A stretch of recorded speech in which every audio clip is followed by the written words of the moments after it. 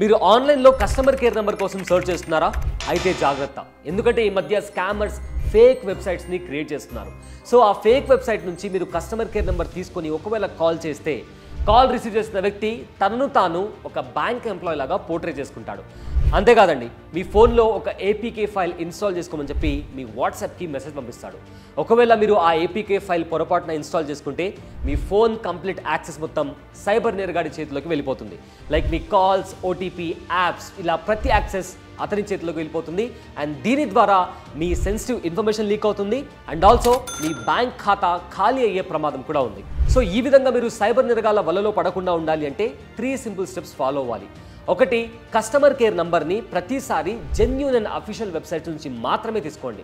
ఇక రెండోది, ఒకవేళ మీరు కస్టమర్ కేర్కి ఫోన్ చేసినా ఆర్ కస్టమర్ కేర్ వాళ్ళు మీకు ఫోన్ చేసినా వాళ్ళు మిమ్మల్ని ఎలాంటి ఫైల్ని ఇన్స్టాల్ చేసుకోమని చెప్పరు. ఒకవేళ చెప్పినా కూడా ఒకవేళ ఆ ఫైల్ ఏపీకే ఫైల్ అయితే దయచేసి ఇన్స్టాల్ చేసుకోకండి. ఇక మూడోది, మీకు బ్యాంక్ అఫీషియల్స్ కావచ్చు, పోలీస్ ఆఫీసర్ కావచ్చు ఆర్ ఇతర ఏ గవర్నమెంట్ అఫీషియల్ కూడా మీకు కాల్ చేసి మీ మొబైల్ నెంబర్కి వచ్చిన ఓటీపీ చెప్పండి అని అస్సలు చెప్పరు. ఒకవేళ అలా ఎవరైనా అడిగితే వాళ్ళు సైబర్ నేరగాళ్ళని గుర్తించండి. స్మార్ట్గా ఉండండి, సేఫ్గా ఉండండి. అండ్ ఇలాంటి ఇంట్రెస్టింగ్ అప్డేట్స్ కోసం మన ఛానల్ని సబ్స్క్రైబ్ చేసుకోండి. బాస్ వాలా, బీ ద బాస్.